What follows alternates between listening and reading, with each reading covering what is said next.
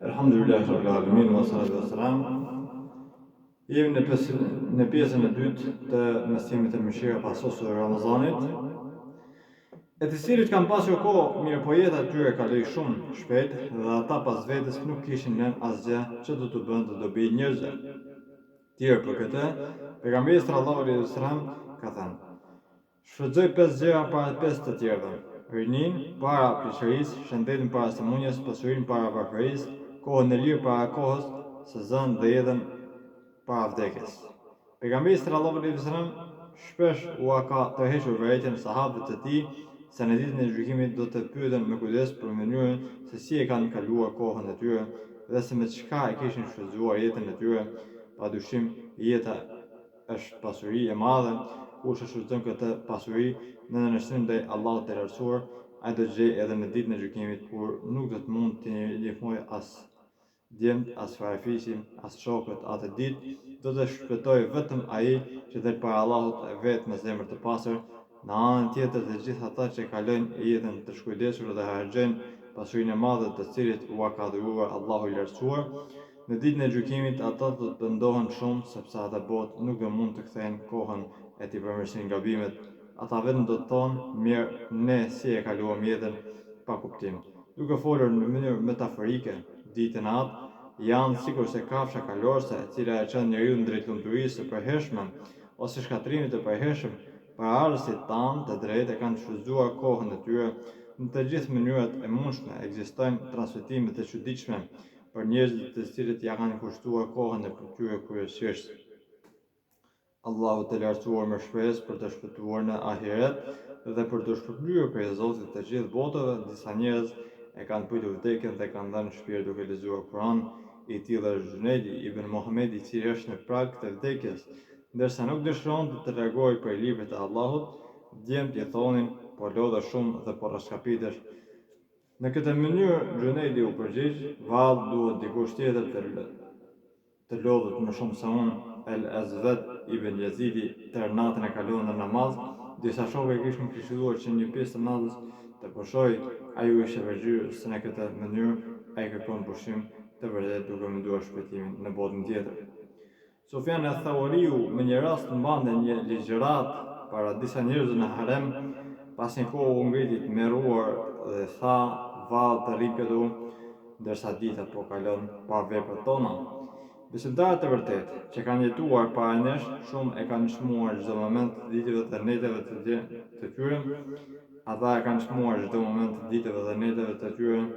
Ata kishin vrarë më të mirë të kohës së tyre dhe gjithmonë kishte kohë gjatë ditës e natës, edhe për namazën nafile, për lexim të Kuranit, për madhërinë e Allahut të lartësuar, për të menduar për krijimin e Tij, për të krijuar dituri, për të punuar, për të pushuar gjithësisht, për të fjetur mirë po në jetët e tyre.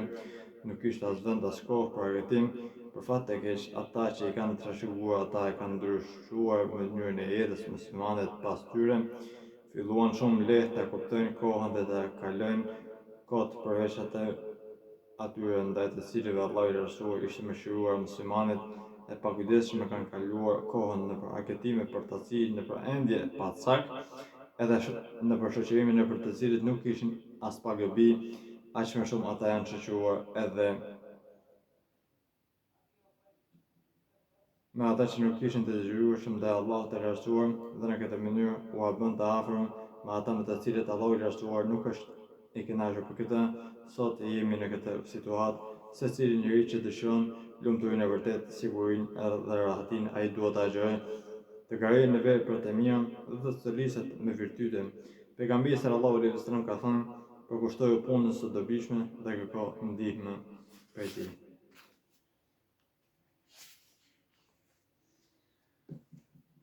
Allahu një sahabë e kishte lutur pejgamberin sallallahu alaihi wasallam që të jetë shoku i tij në xhenet, dhe ai kishte thënë: më ndihmo kundër epshave tua, duke bërë sejdë shumë herë.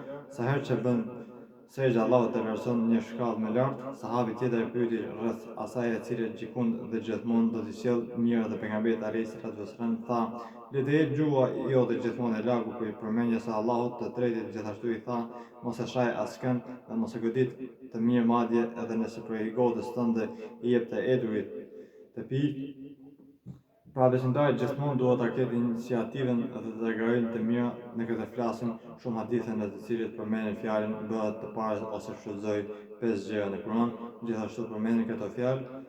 Në të vërtetë virtyti të besimtarëve nxiton drejt faljes së gjunave nga Zoti juaj dhe xhenetet në të vërtetë ata nxitohen për veprat e mira dhe na lutshin kur mos i njëro veprat e mira, mos i prolongo ata dhe mos prit që të tjerë t'i kryen. Omer ibn Hatabi dhe pse i plagosur për vdekjen e pa një djalosh duke i shkuar rrobat zvarr për tokë dhe në atë moment e këshilloi me fjalët o djali im, o djali vëllait tim, ngritë rrobën tënde, kjo është më mirë për ty te Allahu dhe më e pasur për rrobat e tua. Shikoni se si ky sahab i madh inkureron të virtyt dhe urdhon në të mirëmarrje dhe në çastet e vdekjes, lumturinë nuk mund ta arrish me gjumë të thellë, me lojë me gëtim dhe me tregimet e kota, për ata nga ju që dëshirojnë të ecin përpara me veprat e mira ose të kthehen mbrapsht me vepra të këqija. Kurani e ndalon besimtarit vendimin e kryer në veprave të mira, sikur ata të kishin dashur të dilin me ty, do të ishin përgatitur për Allahu, nuk e pëlqeu vajtjen e tyre. Prandaj i pengoi dhe atyre ju tha, rrini me ata të paafët për luftë që të ulen në shtëpi, sikur ata kishin dashur të dilin me ty, do të ishin përgatitur për Allahu, nuk e pëlqeu vajtjen e tyre. Prandaj i pengoi dhe atyre ju tha, rrini me ata të paafët për luftë që të ulen në shtëpi. Ata që nuk kanë besim dhe që janë përkushtuar materializmit të ulët, ata largojnë nga e vërteta dhe nga lufta në rrugë të Allahut. Ata që mbeten në shtëpitë e tyre pas daljes për luftë të dërguarit të Allahut, u gëzuan nuk u pëlqente, e luftohen në rrugën e Allahut me pasurinë dhe jetën e tyre dhe u thanë mos shkoni në luftë në përvap, thuaj zjarri i xhenemit është edhe më i nxehtë, veç sikur të kuptojnë o besimtarë, mos u bëni si ata ajo besimtarë hipokritë që u thonin vëllezërve kur këta niseshin në udhtim ose në luftë, sikur të rrinin me ne, as nuk do të vdisnin as në zemrat e tyre. Allahu është ai që jep jetën dhe sjell vdekjen. Allahu i sheh të gjithë punët që bën ju. Besimtari e ka ndaluar që të punohet dhe të prolongoj kryen e veprave të mira. O besimtarë, çfarë keni që ngurojnë dhe mbërtheni fort për tokë kur ju thuhet dilni në luftë në rrugë të Allahut, a jeni të kënaqur me jetën e kësaj bote, në vend të sa mshueshme së kënaqësisë së kësaj bote. Në krahasim me atë të botës tjetër, është shumë e vogël.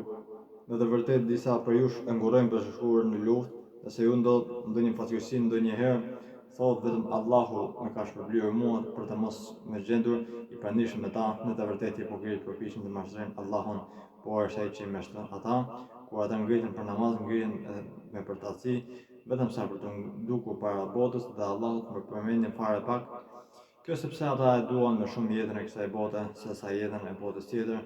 Allahu nuk udhëzon në rrugë të drejtë mohosit. Allahu dërgoi një sorë që rrëmihte në tokë për të treguar se si ta mbulonte kufomin e të vëllait. Kabili tha, mirë unë, a nuk qenë kam i Zotit të bëhem si kjo sorë, e të mbuloj trupin e tim vëllai, u bë ai nga të penduarit.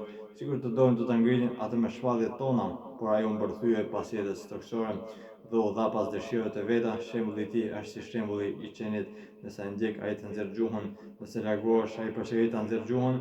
Ky është shembulli i njerëzve që mohojnë shpalljet tona. Tregoju atyre këtë ngjarje në mënyrë që ata të mendojnë. Pejgamberi sallallahu alaihi wasallam ka thënë, i njerëzishëm është ai që nuk kënaq epshet e veta dhe i cili punon për jetën pas vdekjes, ndërsa i pafuqishëm është ai që kënaqet epshet e veta dhe i cili mashtrohet me mëshirën e Allahut, po ashtu ai nuk në dua kishte thënë, Zoti im kërkoj mbrojtjen tënde për përtatësisë. Organizatori më i mirë i kohës tonë gjithsesi është sistemi 5 namazeve ditore. Për këtë shkak Allahu i të gjithë botëve ka thënë, pasi të kryeni namazin përmendni Allahun duke qëndruar në këmbë, ulur dhe të shtrirë, kur të jeni të jashtë rrezikut atëherë falni namazin të plot, sepse namazi është detyrë për besimtarët në kohë të caktuar.